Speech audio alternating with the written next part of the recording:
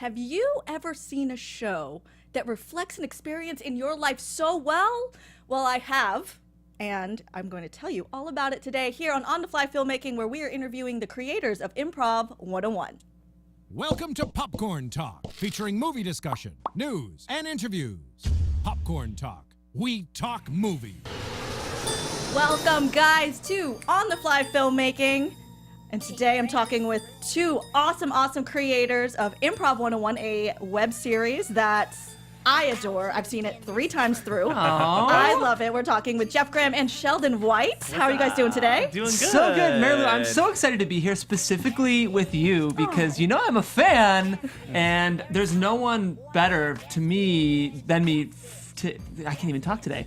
There's no one in the world you're better. starstruck because of I'm me? too Totally starstruck. But I'm just so excited to be here with you. Thank today. you. I learned a we're so lot about excited. hosting from you because of our Broad City panel. So Really? Yes, What? absolutely. No, you're such a good host already. So Well, thanks. Jeff and I are co-hosts on the Broad City After Show panel. So when that comes back, get ready for it. I can't And wait. also, I'm on the Star panel, if anyone wants to check that out. Yes, I love Star also. Star is so good, and if you right? need a person, I am there. Okay, cool. I'll Because remember. that We'll girl's ready remember. to cut people, and I love it. It's so trashy. It's Dunzo. I love it so very much. Yes. Awesome. So, as creators, so you guys host here also at AfterBuzz and Popcorn Talk, but as creators, you made a fabulous web series called Improv 101. So tell me first about your backgrounds as creators. Yeah, well, my name is Jeff Graham. Sheldon White. And we met in college creatively. We kind of had intersecting, I'd say our freshman year of college, kind of circles that sort of intersected, but eventually we both got in the same a cappella group. And that's when we became friends. And that's when we became best friends. Yeah, it's true. So yeah, we sang a cappella together in college, and then I guess we started professionally collaborating when we weirdly got a job co-performing on a cruise ship. Yeah, so guys, we got to sing for 6 months on a cruise ship. It's we real. sang an hour a day, 5 days a week, and that was our job. That was our What? life. Oh my gosh, see, this is Hollywood, because everybody's done all sorts of jobs. Right. Right. Oddball jobs. But it was so fun, and that's when we started creating shows or different medleys we wanted to perform, Yeah. and choreography, and just the way the show would flow from start to finish. I mean, we started really doing that on our own then. Yeah.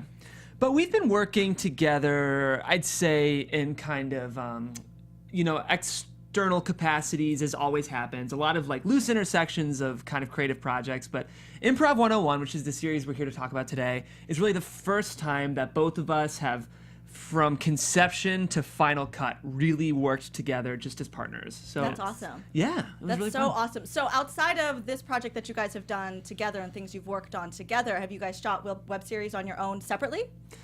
Honestly, I think you've been a part of everyone that I've done. Yeah. Jeff's an amazing writer, and he knows how to write for my voice really well. So we also did a web series a year ago called Spin, actually. Right on. That was the first thing that we did together and created, and this is our next one. We learned a few things. We liked a few things. Definitely. Yeah, I think Spin, we had some creative contributions too, but we weren't necessarily producers or directing. I had written it, and Sheldon was starring in it, but we kind of had other excellent producers and directors kind of helping us put it together. But this is really the first one that, from start to finish, we really had the We were reins. we're going to try it. We're going to do it, and we're just going to do it and see what happens. And Yeah. I think you guys did exceptionally well. Exceptionally well. I you. quite enjoyed it. Like I said, 3 times I watched it through. I'm a binge watcher, but I do like that the way that the show is, it's bite-sized. So give me a little rundown of what Improv 101 is. Yeah, so the main inspiration for us for this series was that Sheldon and I actually at the same time took an entry-level improv class at a school here in Los Angeles. We're trying to keep it fairly anonymous. We 'cause studied at quite a few schools. Yeah. We got collaborations from a lot of people who've been to a lot of schools. Yeah. But we ended up in an improv class together, Improv 101. And what was really funny was we would always do the class and then talk about it and be like, "Is this so funny?" And then we would bring these weird experiences to other people who would be like, "Oh, I was in this improv class and this happened," and they would say, "Oh, that happened in my class too." Right. And we realized there were all these cool themes that everybody, it seems like, who took an improv class experienced one way or another. So we were like, why don't we write it? Because we just feel like, yeah, the experience of entry-level improv is something that almost everyone in Los Angeles or who works, a lot of people have had. And yeah, as Sheldon mentioned, these experiences seem kind of universal. So we're like, let's, write sketches based on kind of the horrific things that can happen in an entry-level improv And another class. cool thing about like beginners, like Improv 101, like the beginning of improv is you have people from all walks of life. Yes. In the very beginning, people will do it because they're shy, or because they are an actor, or they're trying to understand actors because they're writers. I mean, there's so many different reasons that people end up in these classes. So. Right, and if you are someone that's watching that doesn't necessarily work or eat, breathe, and sleep entertainment, improv is an acting class where you are making up scenes as you go. So it's unscripted, and you go off of your scene partners, you go off of a suggestion, and you create a scene out of nothing, which I think is a very good skill for anyone. Absolutely. And I would suggest anybody, if you are at all interested, you're shy, you're not shy, you're a public speaker, you work with people, I think everyone should try an improv class. Yeah, and I mean, a lot of corporations will even bring in improv instructors, because if you watch the series, which of course we highly advise you do, there's a lot of philosophies that are kind of like pro-agreement and pro-collaboration that can be very beneficial for anyone in any walk of life. So we're definitely pro-improv. Hopefully this series communicates that. And yeah. Yeah, and if you live in LA, you have or you know somebody who has been in improv class, and if you are not here and maybe you're somewhere where improv class doesn't exist, you have seen somebody who's taken improv, because everyone on TV has. Yeah, absolutely. Everyone It's on TV true. has. So I highly suggest that, and if you are ready just to get a taste, then check out Improv 101. So let's go ahead and watch a little clip that you guys have of the show. Yeah, so this clip we're about to show you comes from our first episode, so it's not too spoilery. And it's basically one common thing that can happen in improv classes is basically when you're starting a scene, you're supposed to make the assumption that the character you're playing across from is a blank slate, and you're making it up together, and anything like physical appearance or previous experiences are out the window because it's a brand new scene. A lot of new improvisers will kind of project things onto their scene partners that may or may not have been established. So this is kind of a scene about projection and two scene partners making assumptions about the other that haven't necessarily been established. So. All right. Let me get two up. Let me get Karen. Let me get Scooter. Karen and Scooter. Let's go. Let's go. Hey. Hey, girl. No, wait, I'm supposed to be a guy. Got it. Okay. Can we start again? Hi there. Hey, guy. Wanna come back to my place? Yes. Pedicures, red wine. We'll watch some chick flicks. It's like so what I need right now. What? I'm hitting on you. Seriously, I want to get heterosexual with you. My character wants to try some stuff, you know, hand stuff, maybe mouth stuff even. I want to sex. Okay, you see, Karen. Okay, you shouldn't have assumed that he's playing your gay best friend. Let's get you a new partner. That's probably, I think that gives you guys a flavor of the show. We don't want to spoil too much, but. Yes, definitely you can sit and watch this whole thing, and I laugh out loud so many times throughout the That's whole great. thing. It's Good. really, really wonderful. Bravo to you guys. Thank you, Mary Lou. thank That means a lot you. because I know you have good comic taste, so I really, really appreciate Yeah, that. I Definitely. quite enjoy it. So one of my favorite things about the show is the characters that you have. You have all these different archetypes. So tell me about how you came up with all of these different characters that you weave together. I feel like that was partly you. I feel like in terms of what we contributed each as writers, I maybe am a little more familiar with structure and joke writing, but Sheldon loves getting into characters. So Yeah, I feel like when you watch anything, you identify with a character, and you see that character, and everyone identifies with different characters. So I thought we really wanted to do like the consistent. We talked about maybe just like random sketches, but then we decided to do just consistent characters throughout.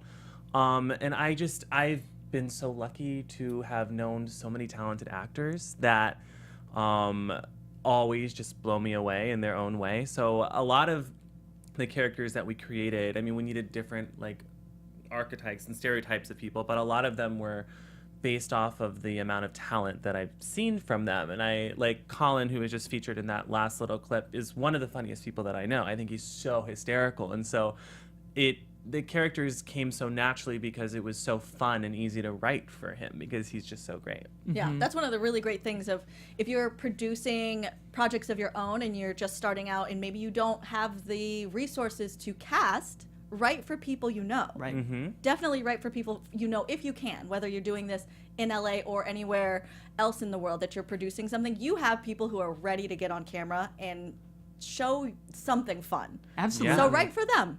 I mean, like in this first draft of this script, the character was named Colin, which is also the actor's name. So that shows how much we were specifically writing for him. But, you know, it's funny. It seems like in entry-level improv classes, they kind of cast themselves. Like it does feel like no matter what, every class like might have a housewife who's just getting back into acting, or like might have like the viral video star who wants to figure out if they're an actor. So it was like it felt like the premise of the show was written for a very character-based series already, which was helpful for us. Right, and I like the concept of the same characters throughout the entire season, because it feels like when you're doing an improv class and every week you go, you get to know these people a little bit more. Yeah. And then you start to see their trends, you see what they always go to, you see what kind of characters they always try to play. Yeah. Yeah.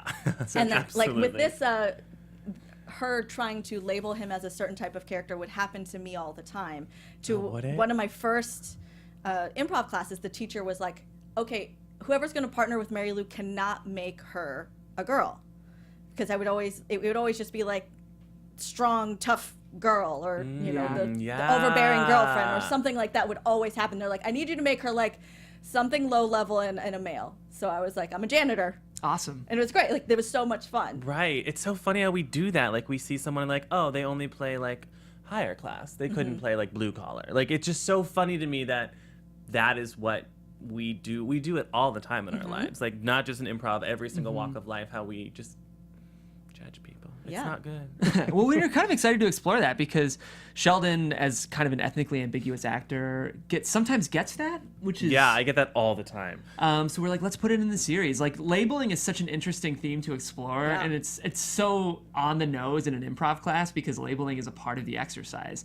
So we're like, let's have some fun with this, and it's definitely like if you're a listener and that's interesting to you, it's something we really, really touch on in all 6 episodes of this series. So Yeah, it's really great because that becomes a through line for all of them. That's the thing they all have in common, is that they're labeled as something specific that may or may not be their true identity. Right. You're smart. I don't know if we even saw that. Yes, so. we did. Come on now, Jeff. Listen, I feel like film analysis. Come on now.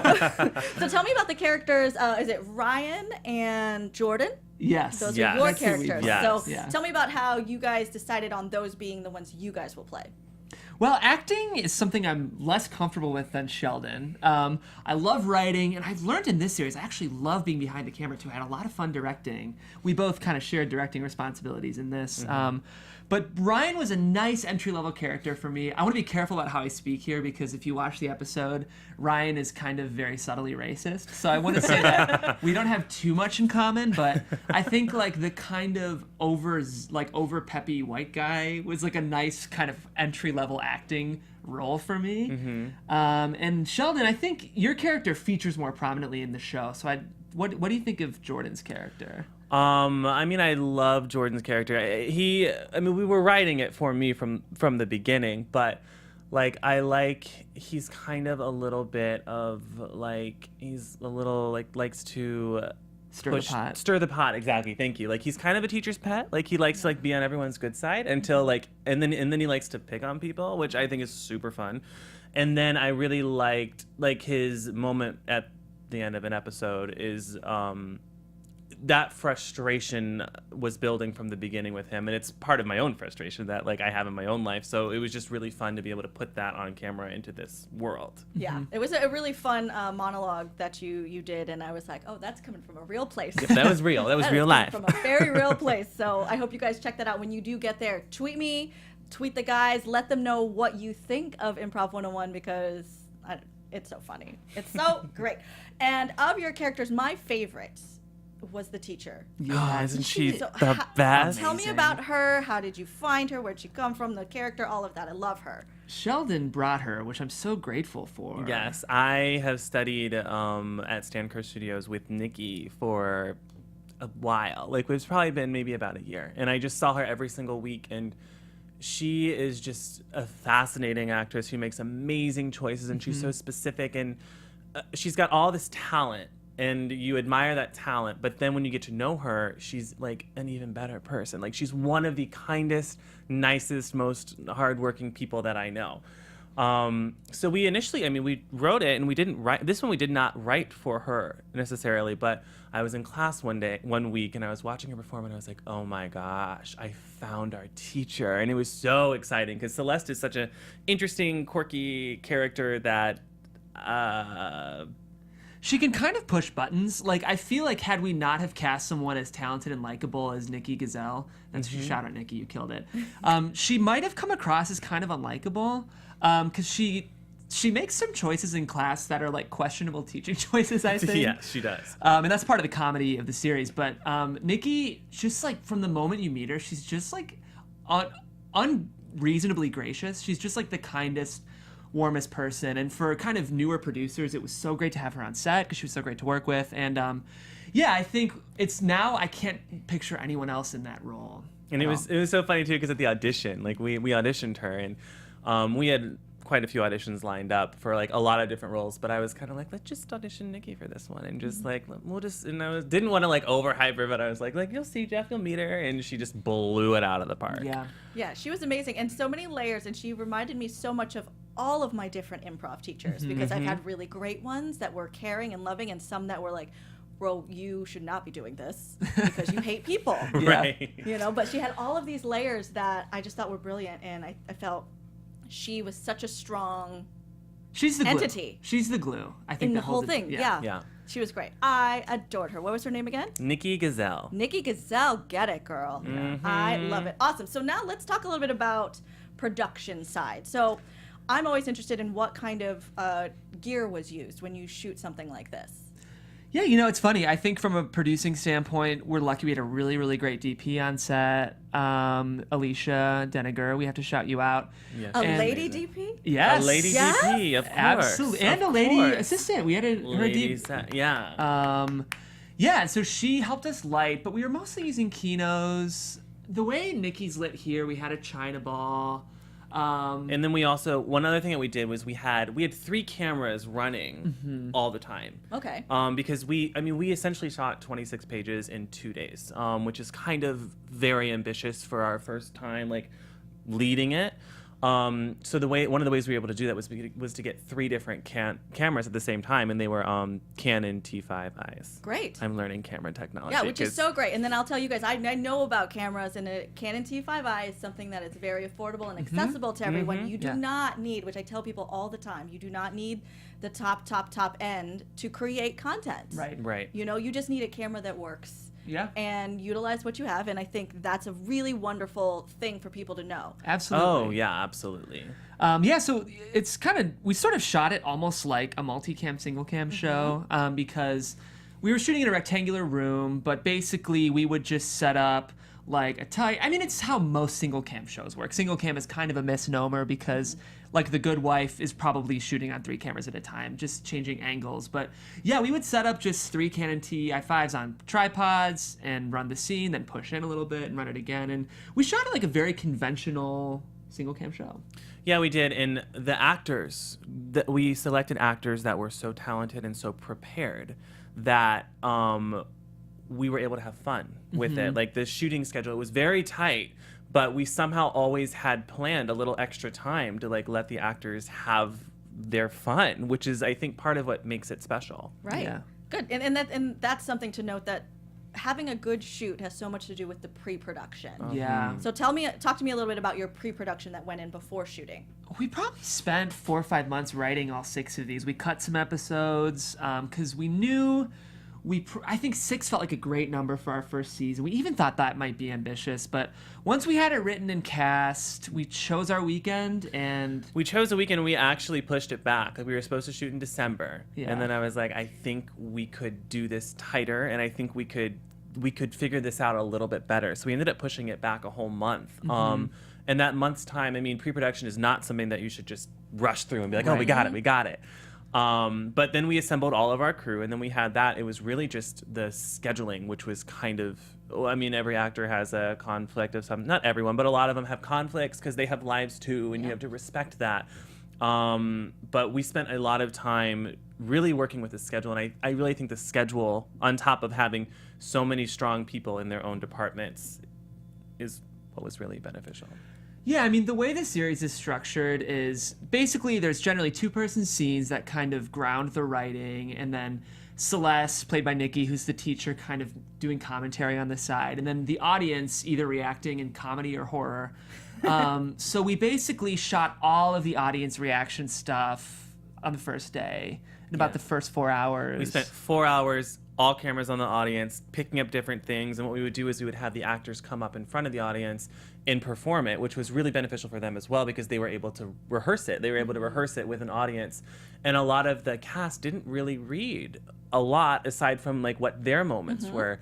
So a lot of those reactions were genuine reactions, which was really fun. But then once we did that, we reversed the room and then got the front of the room. Yeah, and we could send actors home. What's nice is if you get all the stuff you need with your big group, obviously this is a good production tidbit, but you can kind of send actors home and respect their time so they're not just sitting around on set. Yeah, because if you do your pre-production well enough, you can schedule it so you're not wasting all of your people's time, because usually when you're doing a smaller production or you're just starting out, you might be getting a lot of volunteers. Right. You know, and you're just Exactly. like, please help me out. Yeah. Yep. But I will respect you and I will feed you pizza. Right, exactly. Or Costco soup, that Or was Costco soup Nice. or homemade tacos. Yes. Yeah, it was really fancy. Let's wonder who made the tacos. I did. Yes. I will Yeah, take that's credit the for other tacos. lesson is when you're producing, you're doing everything. So. Yeah. You're doing everything. I've definitely cooked crew meals Yeah, many times for absolutely. productions, because that's what you have to do, you Yeah. know, because that budget, you can't cater. Right. You know, Yeah, I need to get definitely another light.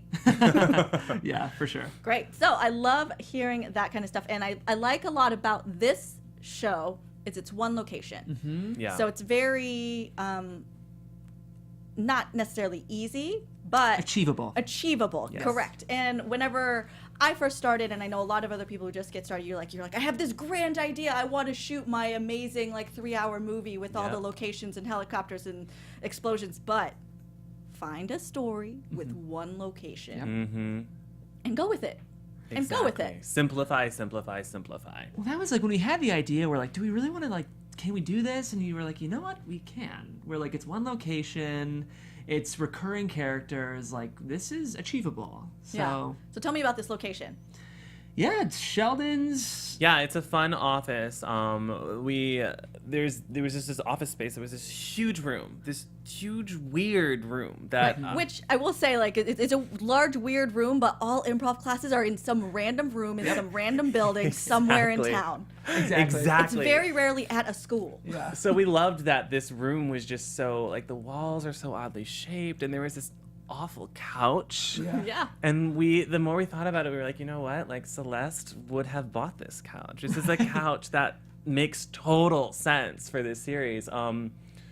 And yeah, I mean, we just crammed everything into that room, and yeah, that's where we did it. That's where We were candidly a little worried about the location. We used it because our budget allowed us to. Yeah. But I think it ended up working pretty well. It's not a real production if you're not worried about your location. Exactly. for You know? sure, exactly. Yeah. If you're not scared that everything's gonna fall apart, Yeah. then something's wrong. For sure. Yeah. But it ended up looking like a classroom enough, I think. Yeah. We were happy with it. It did the job for sure. Yeah, I thought it was great, and I think even and this is sometimes those happy accidents that happen in your storytelling is that it felt so much like random room anywhere. Yeah. Yeah. Exactly. Because it is, but Right. that's what improv classes are. Right. So yes, when you take an improv class, just know it could be anywhere. It will be anywhere. It could be anywhere, and I've done rehearsals in people's living rooms and backyards. And, Hallways, lots of hallways. Yes, Yeah. in the hallway, you just got to make it work. So that's what. Absolutely. And one more thing about the gear, I wanted to ask about audio, because that's something that I always find the most challenging. So what did you guys do for audio? Yeah, we just used a shotgun boom. I'm trying to remember the brand. I wish I knew the brand, but I don't. But we did use a shotgun boom for everything. Yeah, we actually didn't even love our actors. So Yeah, because it sounded good. Yeah, it's definitely our audio does the job. I think we learned some stuff about audio. We in learned post. audio. I And think the audio took more work than we were hoping it would have needed to in post, but that's okay because we edited it. So Right, we made it work. I mean, we found a lot of software and stuff, but I will say, I really think if I were to do this again, or when we film season 2, I think I'm going to put a lot more attention into the audio from the beginning. Yeah. Because it's so important. Yeah. It is so important. You forget, but an audience will forgive a shaky camera. Yep. They'll forgive it in a second if they're engaged. But if audio is not working, then Yeah.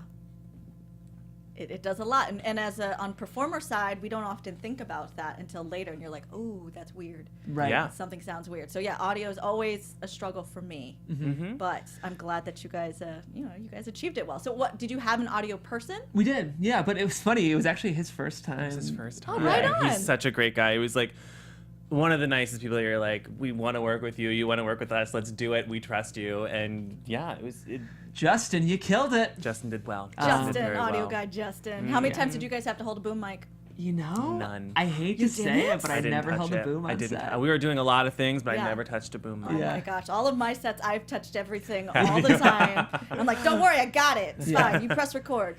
Yeah, I mean, like if he wasn't in it, he was directing. I was directing, or I was turning lights on and off, or like Yeah, cameras. we were helping. We have a couple shots that like involved a specifically timed Kino light, so I think we were doing some of that. But yeah, Justin held up the boom. Held it up, Yeah. right? Because you gotta have those muscles. Exactly. Oh, it looked Yes. exhausting. We probably should have helped Justin. Sorry, Justin. It's exhausting, and then there's a few times when I've run the audio in the boom pole, and then like you get tired, so I like rest it on my head. Yeah. And whoever's listening is like, Mary, no, you can't, because can you hear hear it. it. Right. Just like you would hear this, like anything touching any part of the microphone, you're just like, oh, this will be fun. It's not. There was a couple shots where we could see stand the boom, which was nice. So That's good. if you're dying, maybe on your close, you can get the boom on a C-stand. But for those wides, you need... Yeah, they got to do it, and they have to be able to point it. And a little tidbit that I learned from audio guys is point the microphone at their chest. to the heart. That's what I would have Yes. said. Yeah. Yeah, good. So you learn so You much on this learn. show. Absolutely. Because that's how all of us as like filmmakers and creators is you learn as you go, and then when you work with people who know more than you get tidbits of information. It's beautiful. A set is a very fertile ground for learning. Yeah. So what kind of crew did you have? Like I know you have a DP. You had an assistant DP. Yeah. Yeah. And then what else? Because you guys were directing. We were directing. We had a Justin, lovely the audio AD. guy. Yeah, we had a great AD. Abby Vega, who works at the network, she's at our sister network AfterBuzz, but she hosts a lot of our shows. She killed it. She's done a lot of PAing, but this was her first AD gig. And she kept us on our schedule. It was perfect. It's not a fun job to assistant direct a show. And then we had I've been that girl too. Yeah. Professionally, That's a I've been hard- that girl. that's a You would hard kill job. it down there. Yeah. That's Because a no one hard can job. dislike you. It's not true, but not for long. Because then I'm like, but I have control of your food. Right, that's Right. Right, exactly. We had Scripty. yeah. So we had Nick Rodriguez, and he was going through the script and keeping everything continuous and helping us in all. Yeah, we did need continuity was interesting because we did shoot very out of order because of our actors, because we wanted to respect their time. And there's a couple wardrobe changes, so Nick did a really, really great job. Great and job, Nick. For those listening, the best thing a script supervisor can do is give you really detailed notes for the edit, which Nick did. Yep. So Super helpful in the end, in the long run. yeah, a couple great PAs, but we yeah. probably had a crew of. And we also had a second unit director. We did Laura. Wow. Miss Laura technically, 'cause Palmer. If you think about it, for these audience shots, both of us were in it. And So, we needed someone to be like, this is reaction. Do right, this. just telling us to look horrified on set. Oh, good. Oh, was you so guys had a very great. full set. We That's thought it good. through. I think probably our crew is about 10 total. And we also needed the PAs as well. I mean, there's so many things that come up that you Yeah. do not think are going to come up, but they come up and they need handled immediately. And when Right. you're trying to, as you know, like if you're trying to direct and act and make sure the lines are right and also do the food, you can't run to the store and to get the Costco to get that cords that soup. we didn't know that we needed. Right. You know, Yeah. you just can't do it. Yeah, no, and that will always come up. So I think that's great advice. To Yes. just if you can allocate somebody as the PA Right. that can run and go do these other things, don't let them touch lights. Don't let them do all these other things. Have them on deck for Yes. this, and they can do those things, but Right. don't let them be that person. Right. So crucial. And then also too to have money set aside for when you need a cord. Petty when cash. we needed a $70 cord that Yeah. we just like didn't think we didn't think about it, but we had agreed before, I'll put it on this credit card, this is the credit card we're using, and if anything comes up, this is what we do. And it was a nice, easy plan because there's always things like that. Yeah, awesome. Well, then let's talk about your budget and your timeline for this then, because I know that you guys did a whole season for a very good amount. Yeah, we shot this whole thing for under $1,000. Just under $1,000, which is kind of crazy to think about. There were a lot of favors asked. Yeah. A lot of the budget really went into food Food, and renting equipment, getting all the Renting equipment that we needed equipment. was a big one. And there were certain positions that we really felt it was important to pay just because, I mean, I think as a producer, you really want to respect your talent and respect your crew. And you'll know as a producer which positions really, because obviously people know they sometimes have to work for free, but there are certain positions that you really want to try to honor. And as a producer, I think your instincts will take over. You should trust those, I think. Yeah, and then some people, I mean, I've learned by doing this that if you ask people who care about you and who you have a good relationship with, like, I need these things, and you're not necessarily asking them to do it, but you just say, we need someone to do sound. Like, Justin just jumped up and did it and offered and volunteered, and it was the nicest thing. But, like, this town, there's so many people, and probably everywhere, but I do know in this town there's so many people who are willing to help. Because, I mean, I've done that. I've went to someone's set and ran their sound, and they didn't pay me anything, but I just did that to help them, because why not? I want to see them do their project too. And there's so, I think it's good when you can find a niche of cheerleaders out here who will volunteer their time. No, totally. And being in a creative community, Yes. if I help you on your set, then you're more inclined to help me on my set. So Exactly. I've always, if I ever have time and somebody's working on something creative, I'm like, let me help you without even asking. Like, is there a way that I can help? Not to necessarily like keep that in my pocket as a favor for later, but they're more inclined to want to help. Absolutely. You know? Of course. Or to recommend someone who can help. Right. And then yeah. you just, it's community building. Yeah. Because what are we? We're not a community. Right. Exactly. You know, so let's make some art together. I love Absolutely. All right, so let's talk about some production triumphs that you guys had. We're really proud of our schedule. Yeah, I think that's I mean, wonderful. like, designing a production schedule is kind of an art form, and like a really great AD can hammer it out quickly. But I'd say we spent probably 6 hours just meticulously designing our production schedule. Yeah. Because we shot 26 pages in 2 days, and we're really proud that we allocated time for our actors to play a little bit. And part of that is, if you're producing, make sure you're casting reliable talent who are going to come to set knowing their lines, because we had no time to be feeding actors lines on set. But yeah, like, I think we really did a good job creating a respectful production schedule, if that makes sense. In a respectful environment too. I think everyone was really happy. They were really Yeah. comfortable on our set, which is something we like really strived for. I mean, shooting comedy is so fun because you're just laughing all day. Exactly. Did you come into issues where people got sidetracked? Would they improv on set and then it would maybe go off the rails or turn into a new scene? You know, the way that it kind of worked is we had a schedule, and so we needed to get this. We needed to get this done. And so after they got it done, then they could have their fun. Right. And we all kind of understood that. Good. So once we had the way it was written done, then it didn't matter if they went off the rails. Some of them going off the rails is what we ended up using. Right, which, that's what I wanted to ask you. Which How much of you're that? watching, and you're like, you're watching, sometimes you watch and probably like, what are you doing? Like, it doesn't always make sense. But then all of a sudden, you find a fun, creative, new way to piece together a scene that we never envisioned in the beginning. I think, like, the scene we actually show you guys, Colin's character Scooter, who's trying to present as this straight bro, says, "I want to sex," which I think was something we thought of on set. Yeah. Which is really fun. Yeah. If anything, I feel like as the greenest actor, I was probably the one who set back our production schedule the most. We gave him a little extra time. A little extra time. Oh, that's okay. But he delivered. He delivered. Sheldon was directing me. It was very I did. patient. That's great. And your scene turned out wonderful. It's a scene, that's for sure. It sure is. It definitely is a scene. I do want to ask you about editing then. You were saying that some of the episodes maybe, or some of the scenes were used, they were improv. They were from the playtime afterwards. Yeah. And were there things that you had learned in editing that you maybe didn't know before? Everything. Editing is so hard. Yeah. It is. I always respected editors, but I did not understand until we sat down for so many hours. Because you finish filming, and you're like, great, it's done, and you're on this high. And then we were like, oh, we'll just edit it. Like, No, but just it throw is it together. so difficult and so Cumbersome. yes. I mean, we went through all of our footage, and I mean, there's a few things that I would learn. A few things that I think we have learned is, like, instead of starting exactly where you need to start, I'm going to now always start just before.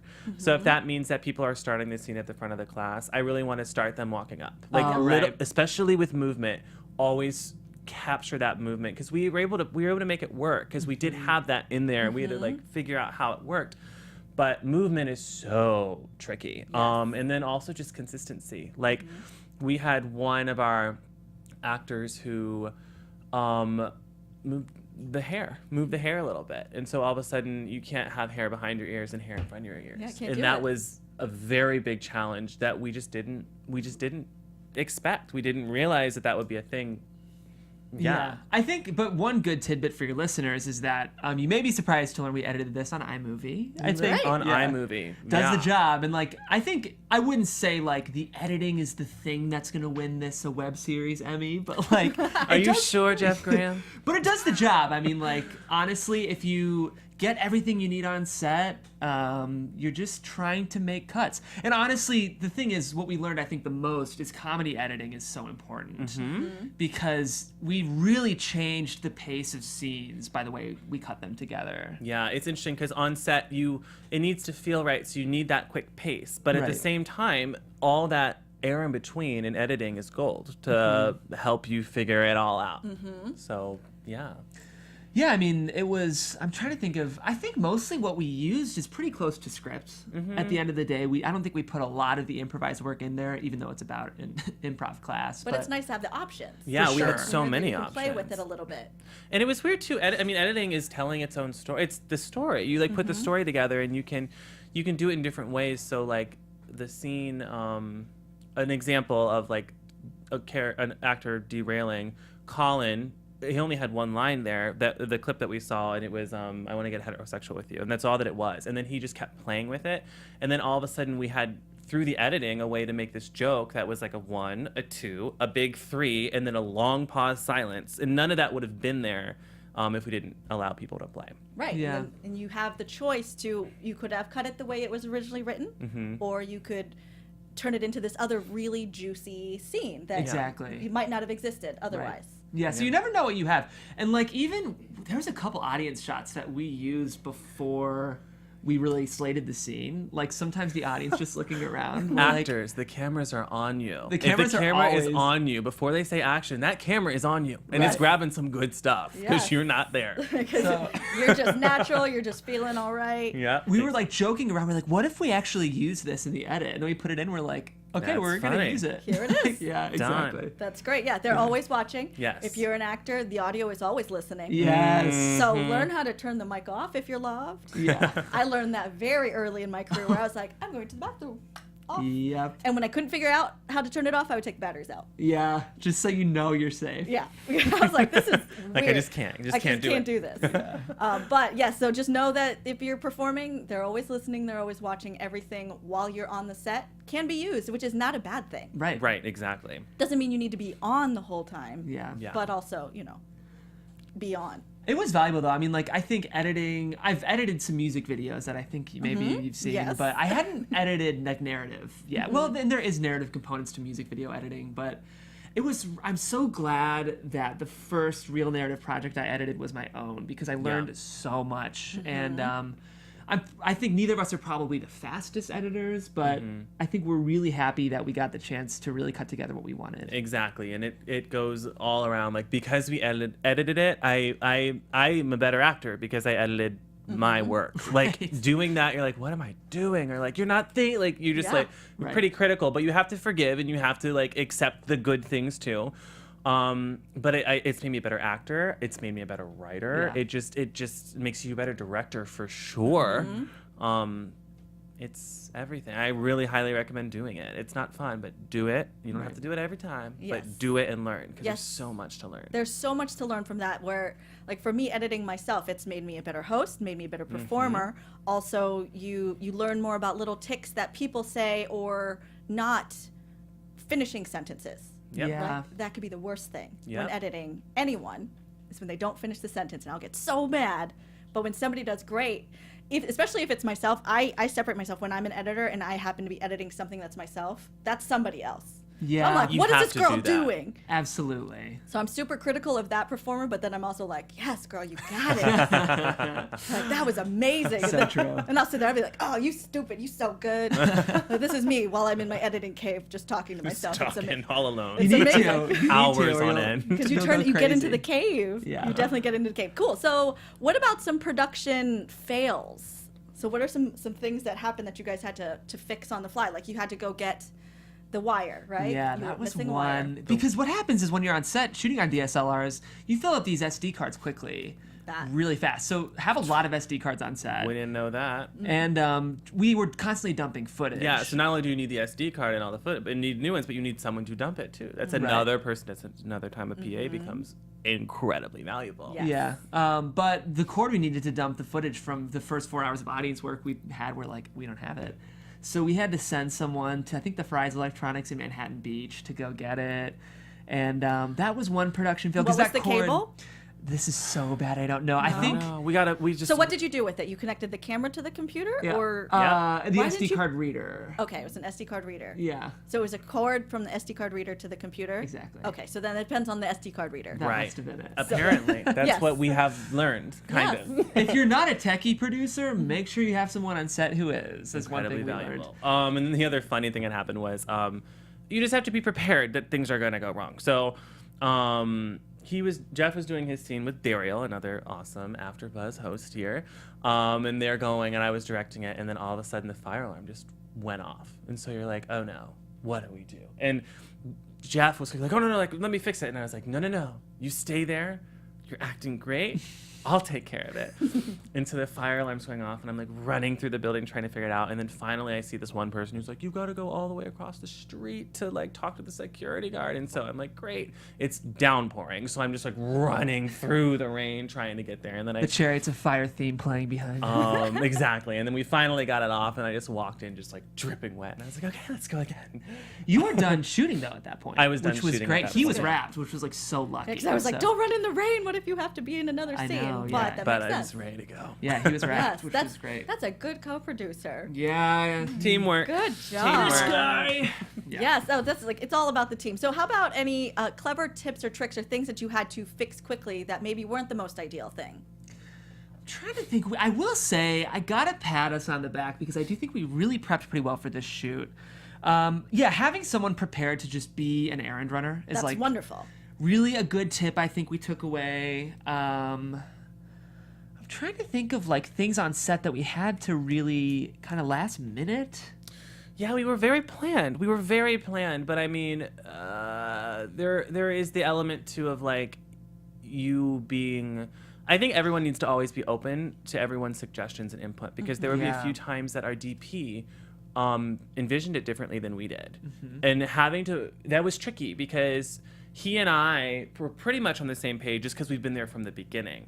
Her way wasn't wrong. We used a lot of her ways. It was actually a great new way to do it. But like, when someone's like, wait, I think it should be shot like this, figuring out how to manage that is super important because I think a lot of people are like, nope, this is how it is. And I Right. think if we had done that, our final product would not have been as good. Yeah. We were like, no, tell me what you want. Tell me what you're thinking. And so we had more things like that, I think, and we kept such an open environment that it was easy to do that. Right. Or, you know, it's kind of like you learn in improv. You can yes someone without necessarily, you can infuse ideas. So I think like, because we were shooting a show about improv, there was a very yes and mentality on set, which Yeah. was very fun. Be like, what is about good. this light? Why don't we try this light? What would this do? And you're like, well, try it. Let's do it. Yeah. Yes. And. That's great. Yeah, I love that. And it sounds like you had a really, really wonderful and positive set and a positive production experience because not all productions are positive, but because you came in with that mentality of like, Right. cool, we got this. Yes, and let's make a series. Exactly. One other fail that we had too, that I just remembered, we rapped. We were like, we did it! This is the martini. We were like, we did it, and we were so proud. We're like, we are on schedule, and everyone's hugging each other, and we're just like, no sleep, 2 days straight. We start packing up, and then all of a sudden, I think it was Nick? It was Nick, the Our script supervisor. who was like, Well, that's what he's supposed to do. exactly. He's like, did you guys ever get the last shot And we're like, yeah. of the whole series? And we're like, of course we did. We got it at the when we were. beginning. Oh no! And so we had to reset everything else up. Yeah, and it was a setup that like wasn't super easy. Nope. And we were all already out the door. Like we Alicia were- was like, we don't need it, and we were like, we really need it. and It's the then she was last- like, let's do it, and we just like threw everything together. But I'm gonna start scratching things off. I know. Just We scratch probably, it off. yeah, we didn't have like a line shot list. We did have a shot list, but there's ways you can like graphically design a shot list that I think we maybe should have. We are going to scratch it off next. Well, that's good. That's anything else that you would do differently? Good question. Yeah, I think I would have maybe been a little more deliberate with our audience time. Like the time that was the first thing we shot. And there was 1 or 2 times in the edit where we kind of had to dig for the audience reactions we need. So yeah, I think like if you're shooting reactions, try to get a range. You know, give me a 1 of being horrified. Give me a 10 of being horrified. If that makes sense. That's great. So that's like a note I would take is like when you're shooting, you always shoot over the shoulder, you know, if you're doing a conversation, but don't be afraid. Don't only focus on don't only focus on the scene giver, the initiator. Focus on the receiver as well because they need to give you the reactions you need on set. Otherwise, it doesn't work. Right. And another thing too, as a performer, I think it's so valuable to be consistent. I knew this thing inside and out. So when we were editing, it was very consistent. But it's also super fun to have a lot of variation. So like you need to have the consistent takes a few times, but as a performer, doing it again, I would give a lot more variety. I would change the terms that I'm using or change my opinions on things a lot more in the room, on set, after you've done it the way that you intended to do it. You've done it the way the director wants it, but I don't need to do it 8 more times that way. Right. I can do it other ways and explore more. And I think that keeps you freer and more curious, and I think good things come from that. Yeah, so come prepared, but also be ready to improvise. Yes. That's also Check. on production side as well. You know, you come with your plan, but also be ready to take a right turn when you were trying to go left, because maybe this is great. And when you're collaborating with all these really great people, because a set and any production is more than one person. Yes. You know, you can have the person that's the final say, but there's people there who have their own experience, their own take that it might be brilliant. Yeah, I mean, like, our Right. AD, Abby, pitched some great ideas that we used. Oh, so, yeah. Yeah, I mean, like, I would encourage producers to really foster an open set because it's rare that at least ideas shouldn't be considered. I think all ideas should at least be considered. And you need to have your vision. You need to get your vision. Right. But then don't shut it out and move on. Be Yeah. open, because other people have great ideas. That's great. And I would love to wrap it off on more advice to creators if you have any others, whether it's from concept to shooting, editing, any of that. Do it. Do At the it, end of the I know. day, just do it. You can do it. You Right. can do it. You can come up with an idea, and if, like, for me, for example, I don't think of myself as the best writer, but Jeff here is a great writer. So find people who have similar interests as you and do it, because you can totally do it. The only thing that separates me from someone who hasn't done it is I just did it. Yeah, that's so true. That's really interesting is, like, I am now a director, you know? So it's just, I also think we were smart to choose a one location shoot. Try to, if you have a great idea, foster it, massage it, but then think of a way that you can achieve it, because you'll get something you like. Think of a budget. Think of how much money do I have to spend. Right. Where can I, like, ask for favors? What do I need? What is most important? You have to prioritize everything.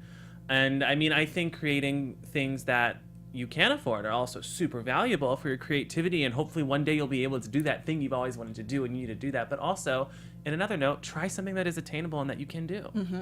Yeah, and you never know how much limitations can actually open opportunities. Like, I feel like, I'm trying to think of a time, I think our limited time maybe with Celeste at the end of the day really pushed us to direct her in a really kind of intense, exciting way, which really helped us in the edit. So you never know how much what seems like a limitation is actually an opportunity. Yeah, I think that's a really great point, because sometimes if you focus too much on, like, oh man, we don't have this, I wish I had it, and go from the side of, this is what we have, I wish we had more, but this is what we have, so let's make this work. And Right. it can be so wonderful and so gratifying in the end. And how gratifying is completing it and releasing it into the world. Feel It's good. so fun. Yeah.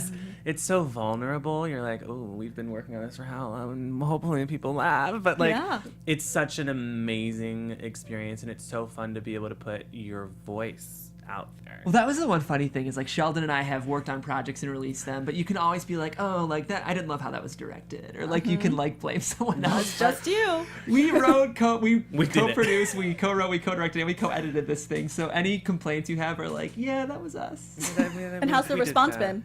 It's really pretty good. Yeah, been great. People I mean, are happy. a lot of people I've had quite a few people say, "Oh, I was going to watch one or two," and the next thing I knew, I had watched all of them, and I just kept going. And that's like the best compliment you could get. Yeah. Yeah, we're happy that improvisers. The nice thing is, I think we wrote it for everyone. We do think it's a series for everyone, but we kind of wrote it with a lot of in-jokes for improvisers. And I say it's like a fun house mirror to your first entry-level improv experience. And I think a lot of improvisers have seen that and agree with us. So we're very grateful for those who have watched it. We hope those who are listening will. It's 22 minutes of your time. Yeah. So for the whole series. Whole and then, thing, and then yeah. how about season 2? What are we looking at? We are starting to work on it. Where Good. we were so focused on it, and then we were like, let's take a break. Like, we need a break, because we've been working on it for, I mean, A year, yeah. a year. But, I mean, we took our break, and then the second day, I was like, Jeff, I've got an idea. Yeah. He's like, I've got an idea. And so we keep pouncing ideas, but we're really interested, too, for season 2 in getting ideas of teachers. Like, I really want to interview some improv teachers out there, because they have to have the best stories, because they must see these things all the time. I think we're really glad we produced this, and we're glad that we now have a template to show people, because I think we do want to broaden our production team for season 2.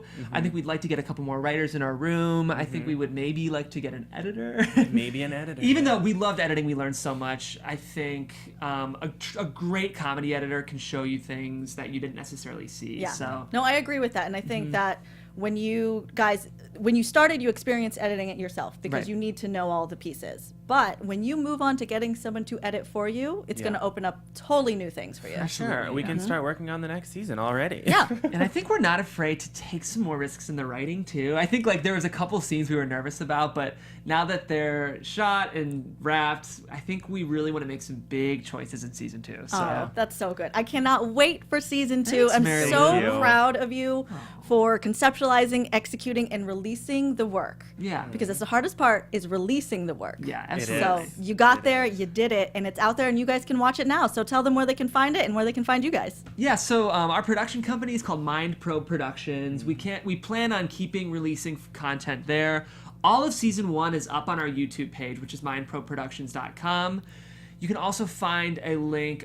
We also have a Mind Probe Productions Facebook, but we have other work up there. But we don't have a custom URL yet, which we should. But if you search Improv 101 Mind Probe, it'll be the first result there. There's 6 episodes. We'd recommend you watch all 6 because Start they kind from of the beginning. interconnect. Yeah. Yeah. And I also have a link to the series in my bio on my Twitter, which is at Jeffrey C. Graham. Say that one more time. I cut you off. You're totally fine. You can find me on Twitter. I'm at Jeffrey C. Graham. That's one word, Jeffrey C. Graham. Thank you. Yep. Yes. And you can find me at Sheldon White, then the number 2. So Sheldon White 2, and all the links are on there as well. You should definitely check it out. And he had said that I was like, who had Sheldon White when he's like, my dad? I was like, really? He's like, no. No, I'm But- just the second. It's brilliant. Sheldon White 2, Jeffrey C. Graham, Improv 101.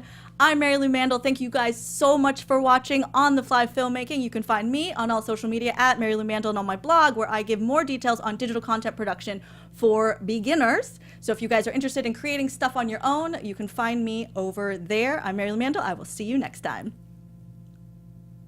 From producers Maria Menounos, Kevin Undergaro, Phil Svitek, and the entire Popcorn Talk Network, we would like to thank you for tuning in. For questions or comments, be sure to visit popcorntalk.com. I'm Sir Richard Wentworth, and this has been a presentation of the Popcorn Talk Network. The views expressed herein are those of the hosts only and do not necessarily reflect the views of the Popcorn Talk Network or its owners or principals.